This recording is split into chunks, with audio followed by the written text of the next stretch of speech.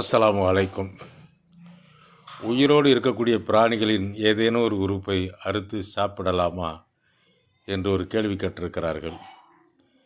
இதுபோன்று செய்வது இப்போது பெரும்பாலும் நடைமுறையில் இல்லை.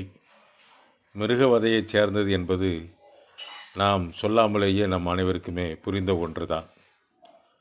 இருந்தாலும் சில பகுதிகளில், குறிப்பாக கிராமப்புறங்களில் இது ஆங்காங்கே இருக்கத்தான் செய்கிறது என்று கூறுகிறார்கள். இதை பற்றி அல்லாஹ்வின் தூதர் ஸல்லல்லாஹு அலைஹி வஸல்லம் அவர்கள் என்ன சொல்லியிருக்கிறார்கள் என்பதை நாம் கவனத்தில் எடுப்பது மிக முக்கியமான ஒன்றாகும். அல்லாஹ்வின் தூதர் ஸல்லல்லாஹு அலைஹி வஸல்லம் அவர்கள் மதீனாவிற்கு வந்தார்கள். வந்தபொழுது அங்கே ஒட்டகத்தினுடைய திமிலை அறுத்து சாப்பிடக்கூடிய மக்களை கண்டார்கள். அதே போன்று ஆடுகளுடைய பின்பகுதியை அறுத்து சாப்பிடக்கூடிய ஒரு வழக்கத்தையும் கண்டார்கள். இந்த சமயத்திலே அல்லாஹ் தூதர் ஸல்லல்லாஹு அலைஹி வஸல்லம் சொன்னார்கள், மா குத்தியா மினல் பஹீமதி ஒஹி ஹையா ஃபஹிய மைத்தா.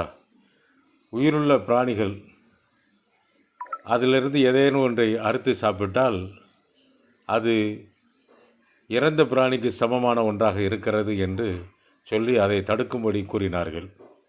எனவே பிராணிகளுடைய ஏதேனும் ஒரு உறுப்பை, அது உயிரோடு இருந்தாலும் சரி அல்லது உயிரற்றதாக இருந்தாலும் சரி, சாப்பிடுவது ஆகுமானதாக பிராணியாக இருந்தாலும் சரி, ஆகாத பிராணியாக இருந்தாலும் சரி, எதுவாக இருந்தாலும் அந்த பிராணிகளுடைய உயிரோடு இருக்கும் பொழுது அதனுடைய உறுப்புகளை துண்டிப்பது என்பது தடுக்கப்பட்ட ஒன்றாக இருக்கிறது.